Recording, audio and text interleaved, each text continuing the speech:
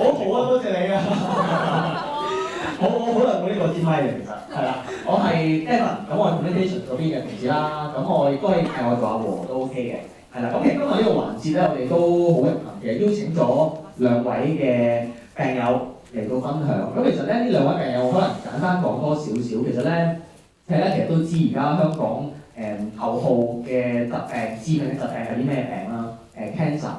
咁每年最新嘅數字就係接近28,000宗，即係每日平均有76宗嘅新症，係啦。咁少少資料啦，就係約我大概超過60%嘅 patient 都係60歲以上嘅，咁即係話有3成幾嘅60歲以下嘅喎。咁今日我哋其實就邀請咗兩位比較年輕嘅時候已經確診患咗癌症嘅病人。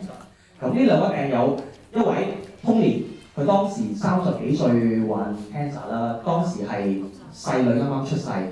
咁 Constance 啦，視覺音樂人咁樣啦，係啦，Constance 係啦，咁都好希望藉住呢兩個故事咯，希望大家了解多少少病人咁諗緊啲乜嘢咧。我哋話將希望帶俾病人，咁我哋嘅前提頭先講過話，到後期係望啲乜嘢嘅咧？其實要先係望一望病人佢哋而家嘅光景係點樣，究竟而家有啲咩治療佢哋接受緊嘅咧？咁有啲咩副作用，有冇啲咩幫到佢哋嘅咧？咁我哋都希望喺呢段短短嘅時間，用咗9個字嘅時間，可以有一個分享嘅，咁亦都會有一個表演嘅環節，咁就係佢哋都分享咗將會分享2首歌，咁都表達佢哋心聲嘅。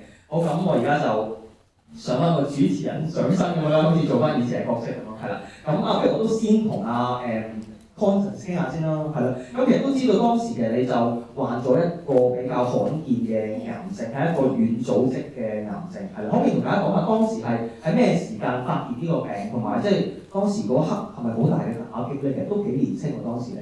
咁其實我確診嘅時候係20歲，咁我而家就24歲啦。咁我確診嘅時候就讀緊大學，咁開始隻左腳咧，咁就開始有啲隻腳成日都覺得好唔舒服。但係因為我係讀 hospitality 嘅，咁我諗住成日企啊，可能攰係正常嘅。咁但係開始就慢慢摸到大髀內側就已經有個硬塊喺度，咁覺得好奇怪啦。咁醫生就幫我照咗超聲波，就話係血塊。咁但係原來再即係兜兜轉轉，個血塊咧就越嚟越大。原來後尾就證實咗，原來係確診係一個比較罕見嘅癌症，就叫做synovial sarcoma，係或逆惡性腫瘤，係筋外面嗰個膜嘅軟組織。咁就確診嘅時候就已經去到11 cm 大啦嗰個腫瘤，所以就係好明顯喺大髀裏面係摸到，同埋已經擴散咗去膝頭哥啦。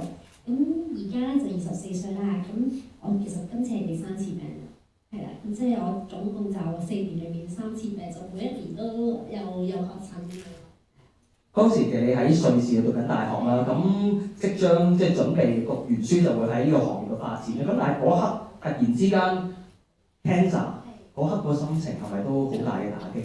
其實就因為我由細到大都有個夢想，咁就做空中小姐。咁我一直以嚟都好努力，咁但係我又臨尾即係我臨5個禮拜，即係畢業前嘅5個禮拜就確診我第3次病。咁打擊係即係又唔可以話打擊嘅，因為我係即係可能一路以嚟我都係好堅強打呢場仗，但係第1次病嘅時候我就同我有信仰啦，咁所以我就即係希望我有堅強嘅心去面對，咁係傷心咗一下，但係我知道而家即係醫療已經發達，同埋我相信係有希望，我就冇將癌症同死亡去連埋一齊啦。咁所以又唔開心，但係就好快就好堅強再面對啦。好勁啊！一下我都好難以想像。好，我又同阿 Tony 傾下，係啦，當時其實你就啱啱細女出世啦。咁其實你當時係患咗乜嘢 cancer？當刻個心情係點樣？係非常有預期啦。咁當初我係發現最開始嘅時候咧，我平時瞓覺冇鼻鼾嘅，咁但係鼻鼾令到我成晚瞓唔到啊，唔知咩事，咁睇醫生睇中醫西醫，一醫都睇暈晒。咁但係如是者咧來來回回咧，蹲咗成大半年，連專科葉藥科都睇埋，但係都發現唔到我係個鼻咽有事，直至有一次喺如是者大半年之後咧，有一次洗面突然間咧耷低頭，有成個面盤都係血啊！啲血喺個鼻喺度，係咁流出嚟。咁係好唔尋常嘅流鼻血啦。平時你係撞親先會流鼻血啫，即係冇理由耷低頭就成個即係耷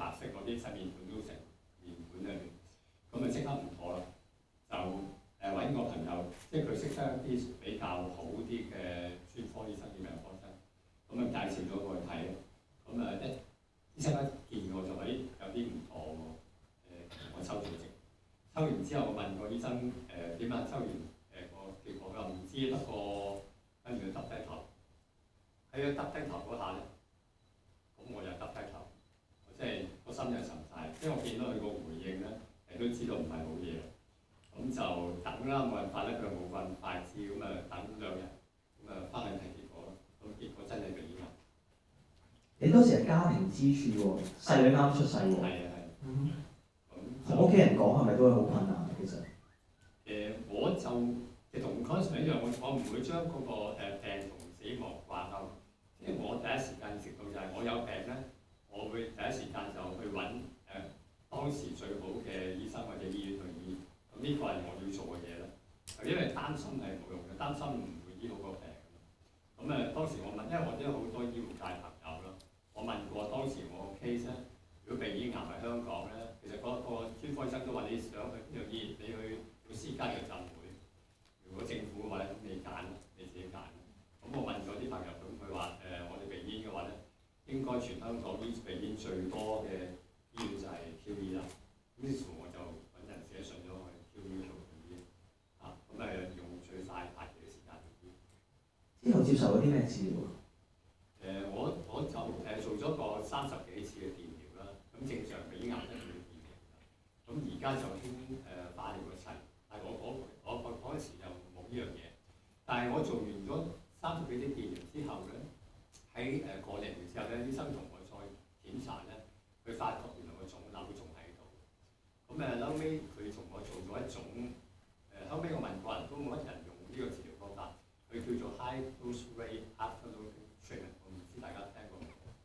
咁就坐喺張電椅上面，咁即係真係電你嗰啲咧，紮住對手腳，個頭箍住，即定咗個位喺度，咁就插咗2個喉喺個鼻哥入去，跟住有個大儀喺度啦。咁個醫生我諗都幾個專醫生，咁睇晒啲位度晒之後咧，佢開始撳，醫生就走晒，之後我得翻你一個嗰啲，唔知係咪有輻射殺咗你咁樣。咁我就喺個好寧靜嘅房裏邊接受嗰啲咁嘅 radiation 喺度見，咁而且即係嗰個叫做 high dose ray， 我唔知係咪真係好高劑量啦。咁再做咗幾次嗰個療程之後，先至開始醫得啦。我估癌症最難打嗰場仗係因為你唔知佢幾時復發，或者你唔知會唔會可能少少嘅癌細胞跟住會再生長，亦都個時間即係冇人會估到。其實我知 Conson 其實都做過好多唔同類型嘅治療，你做過手術啦、電療啦、化療啦、標靶藥都用埋，係啦。咁其實每一次其實都要再接受新嘅治療，其實嗰個心情會唔會都會好擔心，或者係我又好似又做白老鼠啦，咁會唔會有啲感覺嘅咧？咁其實我第一次電療啦，咁因為我做完手術之後，第一個步驟係做電療先嘅。咁電療因為我係第一次病就係隻腳啦，咁第2次病就盆腔啦，第3次就係肚啦，咁而家其實肺部都有。咁電療俾我嘅感覺就冇我想象中咁痛苦，反而係啲副作用會多過嗰一剎那去電嗰一剎那。咁諗住電療完，諗住化療都應該冇乜嘢咧，咁好似鋸完碎咁樣打個豆豆喺隻手度，經啲血管滴下，冇問題嘅。咁我嗰時化療就4日3夜都要 stay 喺醫院裏面。咁我就同媽咪講：哎呀，你唔使配合我自己可以搞掂啦，你翻工啦。咁好啦，咁醫生就開始真係幫我滴藥啦。咁滴咗，即係我諗滴咗3個字，跟住就覺得哎呀瀨嘢啦，原來真係好痛。嗰個唔舒服咧係好難形容啊，係真係好唔舒服。咁我就要做6個 cycle， 咁每個 cycle 4日3夜係重劑量咁去打，咁就係痛苦嘅，真係痛苦，真係辛苦啦。咁頭髮好快甩晒啦，身體冇力啊等等。咁做完化療咁咪好翻啦，咁但係又復發喎。咁復發咁就再做電療啦、手術啦。咁電療我就覺得唔驚嘅，即係同化療爭太遠啦。所以話電療咧，你電療唔好幫我化療，跟住電療完之後，OK 又好翻啦。跟住第3次就而家啦，咁就做完手術，做咗2個手術啦今次，跟住再做電療，跟住醫生就要同我考慮要唔要化療啦。但係一聽到化療我就好驚啦，因為我知道嗰個痛楚嘛，同埋喺我呢一個病裡面，咁就個藥物唔會太多藥物可以適合用我呢個癌症嘅。咁所以醫生話，就算我化療，可能成效都係得個20-30%。咁所以我話嚇，金針菇同埋化療係真係好重劑量，咁同埋係好傷身，係真係身體上邊任何好嘅細胞都俾佢傷害咗。咁所以我就選擇唔去化療，跟住就再轉咗去其他醫院啦。咁就我以前私家醫嘅，跟住就轉咗政府醫院。咁就好感恩嘅就係而家醫生就話可以幫我試呢個標靶藥，但係呢個標靶藥就唔係幫我嘅癌症，但係咧係幫腎臟啊，又或者都有機會可能幫到軟組織癌嘅。咁我就而家試啦，咁就到而家呢一刻都試咗5個月到6個月啦。咁其實都面對好多唔同嘅副作用。或者Constance 同埋 Tony 都可以分享下，譬如你每次咧，譬如醫生同你哋講話啊，我有一個治療建議俾你，咁你考慮下用唔用啦。其實你哋最大嗰個考慮因素係啲咩嘅咧？即係你哋會睇下啊，究竟隻藥個會唔會令到我壽命延長得最多啊？或者係個副作用有幾大啊？定係話會考慮下譬如價錢？即係你哋會考慮啲咩因素嘅咧？其實最重要。我就會考慮醫得翻好我嘅成數有幾高咯。因為其實後遺症都預咗㗎啦。譬如我哋鼻咽做治療咧，其實係差唔多咁多種 cancer 嘅後遺症係最多嘅。即係以前我唱開男高音，而家唱去到男低音咁滯，佢唱唔出聲，因為其實係影響個喉嚨，我哋耳鼻喉以上都影響到。咁但係問題就希望減到最少咯。咁但係如果譬如話佢嗰個治療係嗰個 percentage 唔高嘅話，咁你幾多後遺症都幾少後遺症都係冇。係咯，我一樣都係會睇下究竟邊一隻藥先真係針對到我個病嗰個，即係 percentage 邊個越高。譬如化療嘅都係醫生同我講係30%，咁標靶藥雖然都係細嘅，都係30-40%，但係我會 concern 嘅就係如果2個 percentage 差唔多嘅時候，我就會 concern 可能每日係副作用最少嘅，即係因為都係差唔多 percentage，咁所以會減副作用最少。因為我病人嚟講個副作用好大咧，其實會好影響到之後行嗰條路嘅。咁所以如果副作用越細，我就會越有精神去打呢場仗，同埋我覺得越精神越開心，係可能心理作用啊等等都會更加贏一場仗，所以我會揀一個副作用比較低嘅。係啦，其實呢場都真係一場硬仗。咁其實打仗嘅時候，其實最好就可以有啲屋企人好大嘅支援去 support 啦。咁其實Tony嗰陣時係咪屋企人都無論係女可能之後又開始大少少啦，即係其實都好大嘅支援俾到你咧。係啊，即係頭先你都講啦，我細女啱出世，即係如果你望住咁細個 BB，如果你都唔去迎接呢場硬仗咧，即係好難去面對佢咧。第一，咁所以其實一定要贏咯，可以話。我知啊，Constance，其實你之前都經歷咗你其實有上一個男友啊嘛，即係佢都係因為你呢個病即係喺離開咗咁樣，可唔可以講分享少少當時嘅情況？咁我以前都拍過拖啦，咁就個男朋友係真係因為我哋仲細，可能即係20幾歲嘅男仔會面對一個20幾歲嘅女朋友有病嘅時候，其實可能嗰一剎那係真係唔識去面對嘅，所以其實我可以理解。咁所以就好快，我真係復發嘅時候，佢就即係去翻瑞士讀書啦。咁所以就好快就唔記得咗我啦，就已經忘記咗我啦。咁就係啦，面對分手。雙重打擊喎當時。都係㗎，但係我又覺得我一定會遇到個，即係面對咁後生面對癌症，其實係面對好多生活嘅問題，譬如我學業有未完成啦，我以後嘅工作會唔會有老闆請我啦，喺感情上面啦，即係其實年輕嘅病患者咧係面對嘅問題係相對係會更加多。咁但係我總係相信我以後嘅道路一定會好嘅，同埋而家醫學發達，我相信我一定都可以好快嘅，係啦，所以我都抱住希望啦。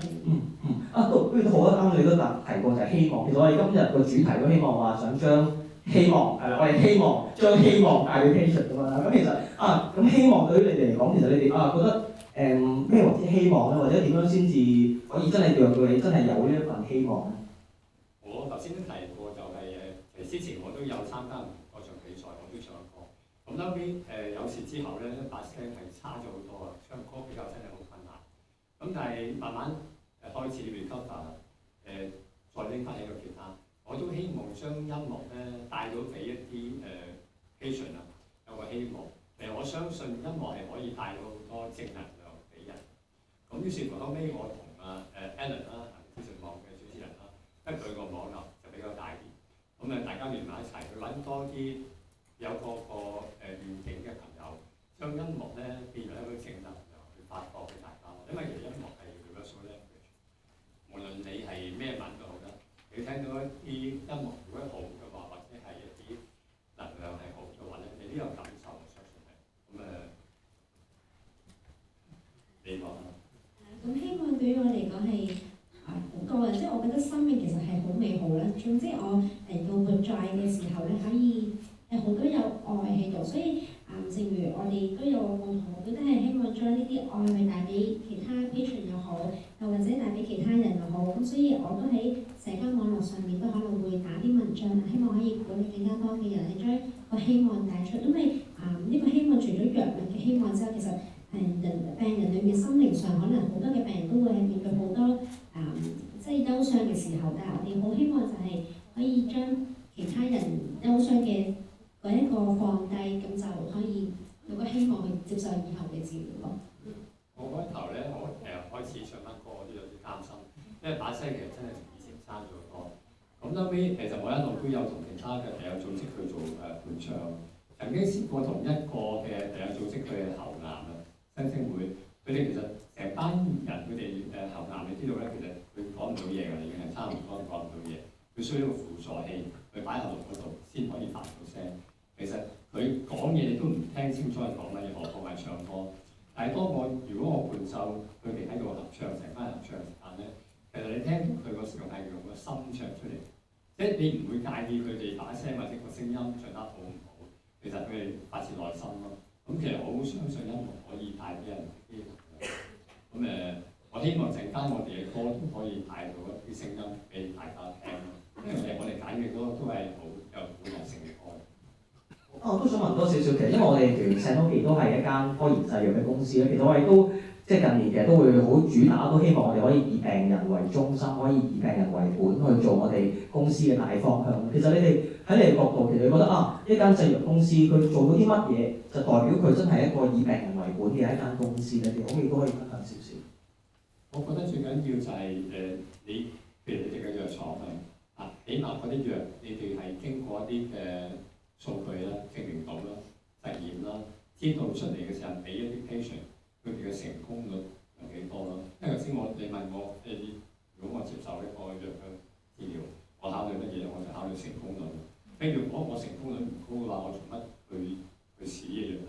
即係我會考慮呢樣嘢。所以我覺得以病人為中心，真係要擴張個病人嘅即係成功率係真係最緊要，因為我哋最大嘅希望就係靠藥物啊！即係藥物對於我哋嚟講係好重要咯。如果冇藥物嘅話，我哋就會好擔心我哋嘅癌細胞會唔會周圍走。咁所以真係最希望嘅就係可能會有實驗去研究嘅病人嘅，即係食咗呢粒藥會唔會好啦，同埋價錢都唔好食得太高，因為其實而家現今香港我自己食標靶藥都真係好貴，咁但係冇辦法，咁我哋就唯有係要去抱住呢個希望狀態去試呢個藥咯。我見到其實Tony 同埋 Constance 都有一個共通點，就係你都好積極，亦都好樂觀。其實你哋喺即係其實喺病患當中，其實都可能好多即係副作用啊，或者會挫折咁。咁其實你哋最大嗰個動力，或者俾你哋嗰個安慰係啲乜嘢？即係點解你哋可以係大家都係癌症病人，可以有啲咧就可能好積極樂觀，你哋甚至願意將你哋嘅歌聲同其他病友分享。咁有啲亦都可能會比較消極啲嘅，係啦。即係你哋最大嘅動力同埋安慰喺邊度咧？我哋做開病人組織啦，因為我本身係醫癌嘅組織，咁多時我哋會做新症分享啦。咁以前我有事嘅時候咧，我去醫院嘅病人支援中心咧，去接觸嗰啲嘅社工啦，同埋啲過來人啦。通常當然第一次見醫生先啦，醫生話俾你聽有啲咩治療要做，幾多次治療咁樣甚至乜嘢藥要食。咁但係其實醫生講嗰啲嘢你其實感受唔到㗎。但問題如果去到一啲病人支援中心，你同一啲過來人去接受過治療或者化療嘅去傾偈咧，佢哋俾你嗰個意見咧，你會受落好多。因為其實佢真係經歷過你將會去經歷嘅事啊嘛。咁所以其實我哋個人分享緊要，曾經試過一啲嘅 patient 啦，佢哋醫生叫佢你要做咁多個療程，要化療去治療，跟住之後你將會有咩後遺症？可能聽唔到嘢，甚至你嘅視力或者睇唔到嘢。佢聽完之後根本就唔會再諗去做唔做治療，因為佢驚已經嚇驚咗佢。於是乎咧，佢就放棄咗個治療。但係經過我哋同佢一個個人分享咧，就經過見過面幾次，佢傾過解釋翻啊，即係當然一個詳情唔好嘢講啦嚇。但係即係舒緩咗佢個壓力啊。去到後尾，佢1、2個月之後咧，開始接受翻，佢都會肯俾嗰個醫生去接受佢哋嘅應該做嘅治療同埋去翻。啊，咁呢個係我哋因為就係我哋希望用翻我哋嘅身份咧，可以幫到一啲嚟緊有病嘅。咁所以其實我覺得唱歌聲、音樂都可以帶到呢個力量。呢個力量先俾咗你自己，跟住你都再俾其他人。唔該，神姐。我即20歲到而家24歲抗癌3次咧，係確實係好多，即係好高山低谷啊，有高有低，有高有低，仲要係到而家都仲未能夠畢業啦。咁但係我最大嘅動力都係一定係我屋企人先啦。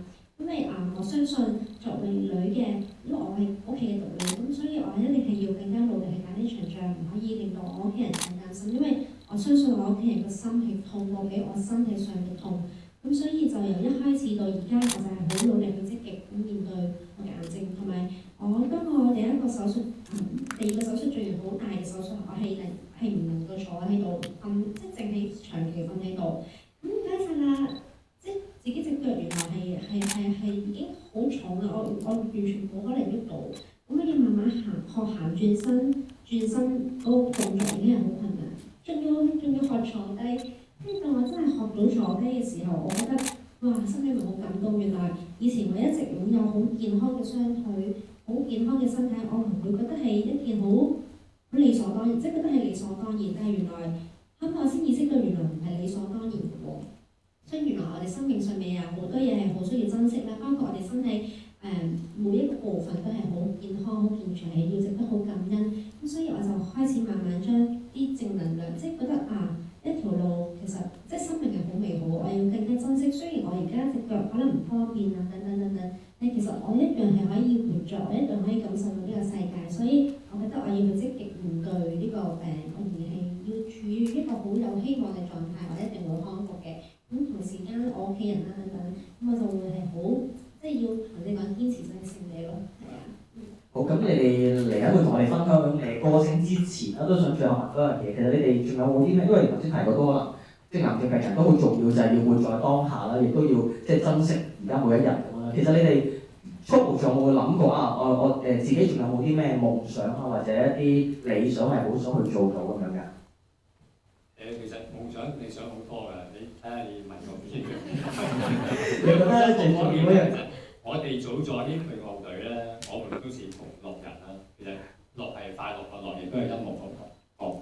咁我希望用音樂可以帶到俾人快樂啊。咁嚟緊其實我都有啲歌、有啲詞自己寫緊，希望我哋隊樂隊有啲自己嘅歌可以俾廣大嘅市民可以知道我哋存在咯。我好簡單嘅啫，我就係希望自己身體健康，因為我最大嘅理想、最大嘅希望啦。我仲知道咧，你其實之後喺一次旅行認識咗個新嘅男朋友喎，佢今日都會嚟到幫我哋彈 keyboard， 咁就一齊係去合奏咁樣喎。咁不如我哋而家將個時間交俾你哋啦。